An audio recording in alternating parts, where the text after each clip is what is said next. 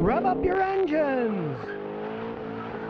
Michael Martin says, hey Scotty, my tire pressure monitor keeps reading that the back tire is low. I put air in it about every 3 days. Patch your new tire, thank you. Well, that's a very good question. You know, the safety nuts always say, if your tire is leaking, go get another tire, it's safer. What you want to do is you want to check the tread.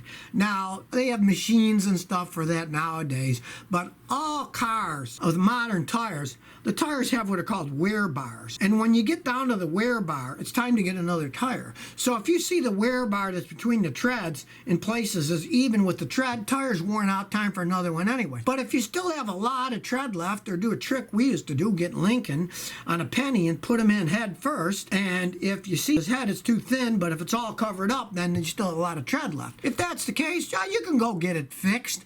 And a lot of times they leak on the rim. And if they're leaking on the rim, believe it or not, that Fix-A-Flat stuff actually works good for sealing rims. I've done that a lot. And if they don't seal right on the rim, I got a tire on my Toyota now that way. I couldn't find any leaks when I checked it, but it was leaking. So I threw it in a giant bathtub and found out, it was leaking around the edge of the rim. And I put some Fix-A-Flat in it. 2 years later, it hasn't lost any pressure, so you might want to try that. Steve O. Johnson says, Scotty, my father's 04 Pontiac Grand Prix with the GT package, not supercharged. The drive belt slips off twice. There's something I can do to prevent it from happening again. Okay, there's generally 2 reasons they slip off. If it has an automatic tensioner, replace it.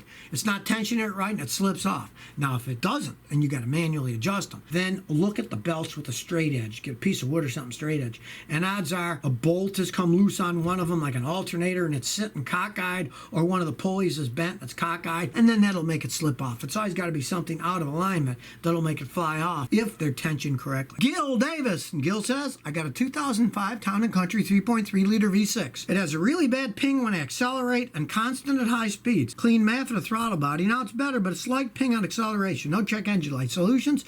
Okay, it's what? 14 years old. As cars age, the engines will carbon up inside. And as the carbon builds up, that increases the compression ratio inside your engine. The higher the compression ratio, the higher octane gas you need. Now, if you want to see if that's the problem, fill it up with 1 tank of Shell super unleaded. That's the highest octane gas you can usually get in the United States anyway. If the pinging goes away, it means your engine's carboned up. Then have a mechanic like me clean the carbon. We have carbon cleaning machines. I charge $100 to do it when I service one of those cars, and that could fix it. Now, if that doesn't do any difference, it could be a stretched timing chain. It could be a problem with the ignition system being too far advanced, but a lot of times it's just carbon build up inside the engine. Sebastian De Leon says, hey Scotty, I got an '01 Chevy Tahoe. The AC doesn't work, but it blows air when the air is turned off. It still blows a little bit of hot air. You got to figure out what's wrong with the AC first. On that particular, they made them so even when you'd have it turned off, they blow a little air because the evaporators and the heater cores would get mold and bacteria would grow. So they made them that way. That's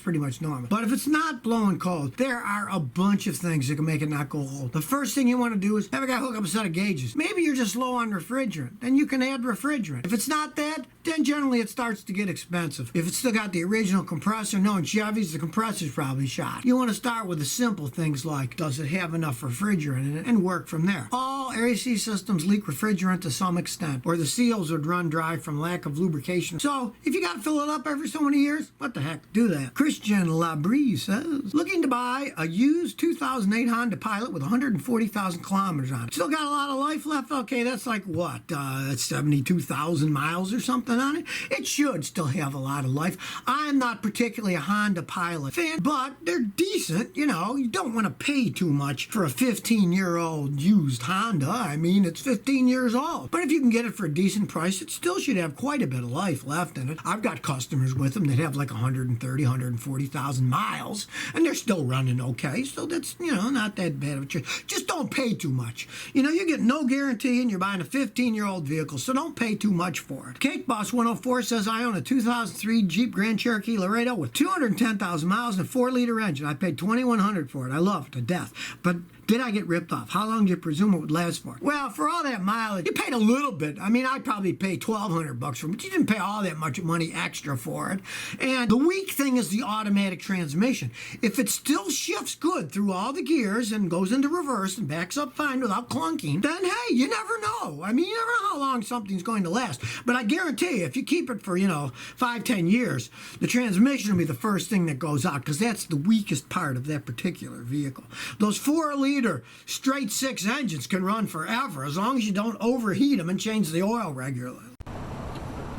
So if you never want to miss another one of my new car repair videos, remember to ring that bell.